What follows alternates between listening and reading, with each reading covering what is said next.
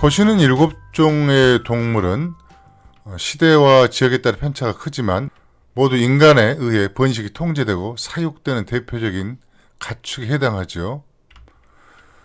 그런데 오른쪽 그림인 염소와 양, 그리고 왼쪽에 나머지 5종을 그룹으로 나눌 수 있는 공통점이 있는데 혹시 기준을 아는 분이 계실지 모르겠습니다.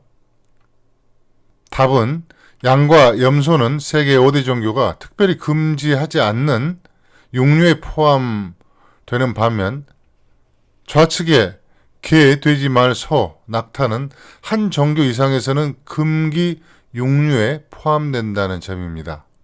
분석적인 내용은 나중에 다루고 세계 5대 종교가 특별히 육류로서 터부시하는 대표적인 가축을 종교별로 보겠습니다.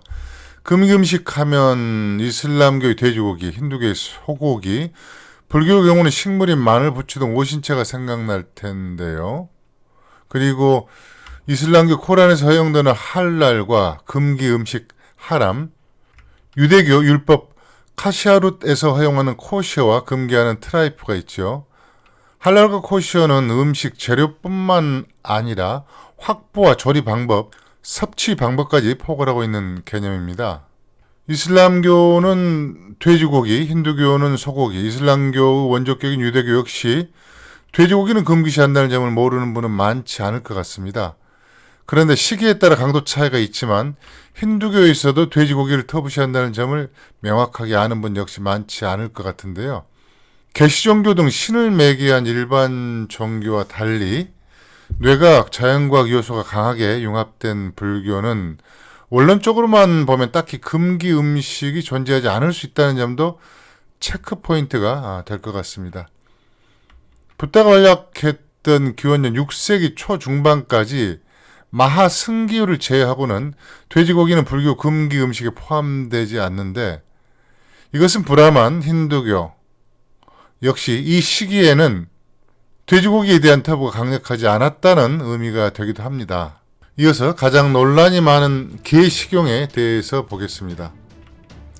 낙원과 지옥, 종말, 부활, 사탄, 메시아, 미륵 등등 세계 5대 종교에 깊이 영향을 끼친 종교가 우리에게는 불을 숭배하는 종교로 알려진 배화교인데 교주 이름을 붙여서 조로아스터교 또는 그리스식 발음으로 자라투스트라교라고도 합니다.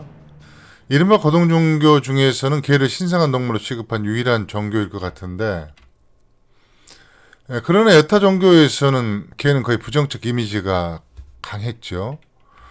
유대교는 당연히 금기 음식이고 불교도 명확히 금기 육류로 지목했습니다. 돼지와 같은 패턴인데 불교에서 금기 육류로 분류했다면 브라만, 곧 힌두교 역시 기원전 6세기에는 대체로 개 식용을 하지 않은 것으로 볼 수 있겠습니다. 기독교와 이슬람교는 스위스, 스페인, 캐나다, 모로코, 알제리 등 일부 지역에서 식용인점, 개 도살과 판매 법률이 시행된 반증 등을 고려하더라도 부정적인 문화가 다수인 점을 종합해 금기 육류로 일단 분류하겠습니다.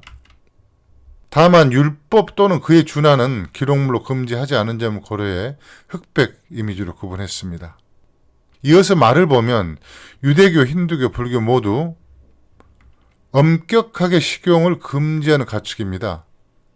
기독교 문화권에서는 특정 시기 상당 지역에서 식용을 했기 때문에 논란의 여지가 있지만 로마 제국의 말 식용 거부 또는 숭배 문화를 그대로 계승하려는 흐름이 유지된 것으로 봐서 금기 육류로 분류하고 이슬람교는 아라비아 반도를 중심으로 한 건조 사막 지역은 금기를 한 반면 초원 지역인 카자흐스탄 등 중앙아시아의 이슬람권은 식용을 하고 있어 금기 육류가 아닌 것으로 분류하겠습니다.